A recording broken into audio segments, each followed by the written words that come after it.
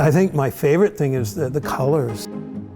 You know, and I love nature, you know, the seashells with the spirals and the spines and all of that. The art of nature, I think, is very enjoyable, and I spend a lot of my time trying to depict that using stained glass. I think there's nothing better than creating.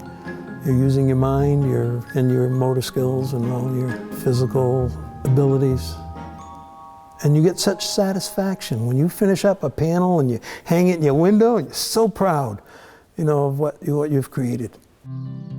I used to have a partner who started the business, Nell Bernard, and the two of us upgraded to purchasing this church back in 2000.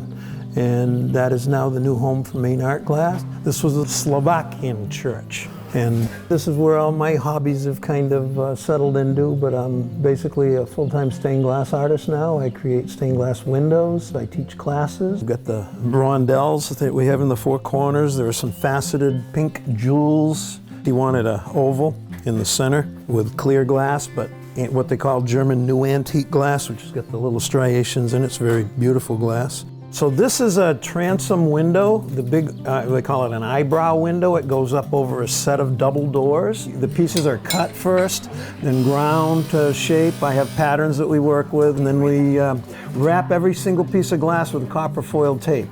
But once you've got all your pieces assembled back together into the pattern and where you want all the pieces, carefully adjusting them so they're not out of place, because we're locking them in at this point, and it's going to be permanent from here on out.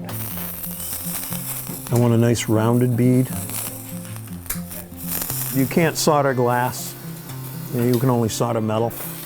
So you have to have the edge wrapped in the copper foil, so that's what enables you to solder the whole project together.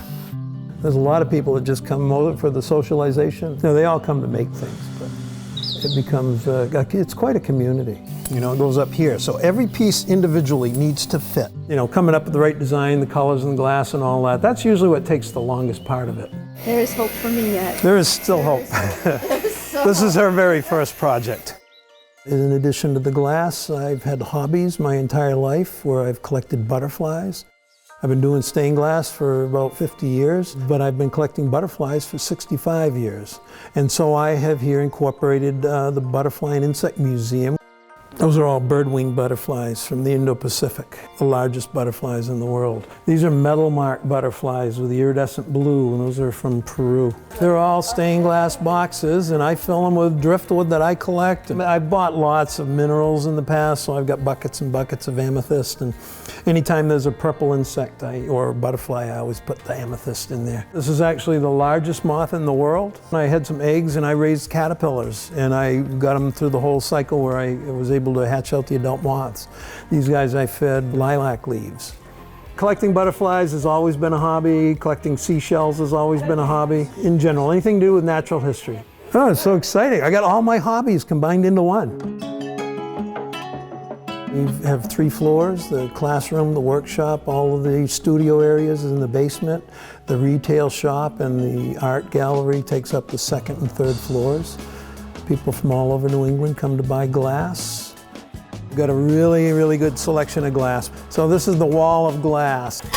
There's pinks and blues, and mixes of blues and browns. Every color you could imagine. So these are all just clear glass. This is called Morisco. It's got a pressed pattern in the manufacturing of the glass. I do a lot of panels where you've got mixed textures. You throw little hints of color in it, like the Frank Lloyd Wright type style.